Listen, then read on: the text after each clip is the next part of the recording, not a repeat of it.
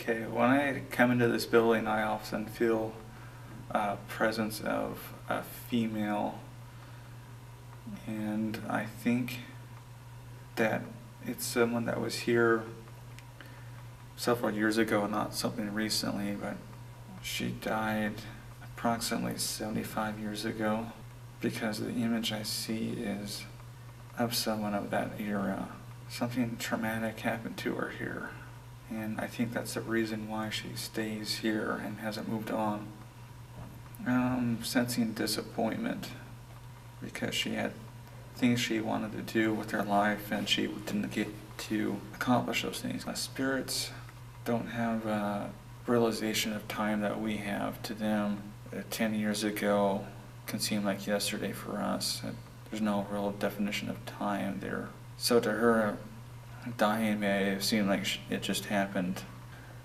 This female that is in this building, it has not come to that realization. She still wants to be alive and doing whatever she was doing when she was living, going to school, learning, being with friends, possibly finding a husband. Maybe she was engaged and she was gonna soon be married in a few months, and she lost a lot of opportunity because she died. And, that's just one example. I'm not saying that's what happened, but she definitely did not want her life to end.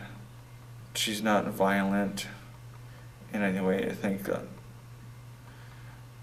mostly she just wants to be heard, wants to be seen, and that's about as she might appear to people every now and then and give them a spook, and that's about it. There's nothing that she can do to hurt them in a non-violent way, so I just let it be. And someday she'll realize what she needs to do, and that's move on.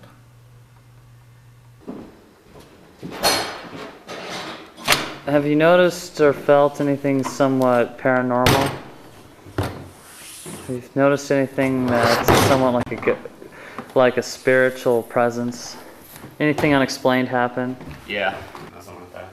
The University of Oregon archives contain an article mentioning an unnamed person killed on the scene of what is now Girlinger Hall. If Girlinger Hall does in fact contain a spirit, it opens a door to a series of questions that simply cannot be answered by mortal beings. Shortly after the completion of Girlinger Hall, a millionairess named Gertrude Bass Warner donated her entire collection of rare Asian art to the University of Oregon. For years, her priceless collection was stored in Girlinger Hall until the Museum of Art was built. The university went back to work enlisting Irene Girlinger to raise the funds and Ellis Lawrence to design a museum of art, which brings us to the next location on the tour, the Jordan Schnitzer Museum of Art at the University of Oregon. Since the original foundation of the museum, attitudes toward the arts have changed. For example, the building was closed to the public for over 30 years. A school of higher education has the right to exclude the finest building on campus in effort to preserve and protect the priceless artwork. However, the exclusion extended to students of the University of Oregon. Even graduate students in art history were not welcome without special invitation. As with the majority of the University of Oregon campus, the Museum of Art was designed by world-renowned architect Ellis Lawrence. It is easy to find a pattern in the design of the Ellis Lawrence buildings. They all feature the same traditional Masonic elements such as the compass and the square engraved in the stone masonry, the Freemasonic signs of truth and perfection. His buildings all contain the archway symbolizing man's connection with the great architect. Most significant to all of his buildings is the Museum of Art, for it contains a significant number of Freemasonic signs, the two pillars. The two pillars represent the pillars of King Solomon's temple. They are symbols of strength and establishment. They are also columns of wisdom and strength. Masonic pillars are represented by placing one of the pillars in the south and one on the north. The two pillars of the Museum of Art are featured north and south. Within the pillars are found the design of a grapevine that appears to be intertwined with the pillars. The grapevine wrapped around two pillars is often found in Masonic emblems. His design for the door features turtles, the Masonic symbol of youthful energy, squirrels, the Masonic symbol of craftiness, the owl, the Masonic symbol of wisdom, and the butterfly,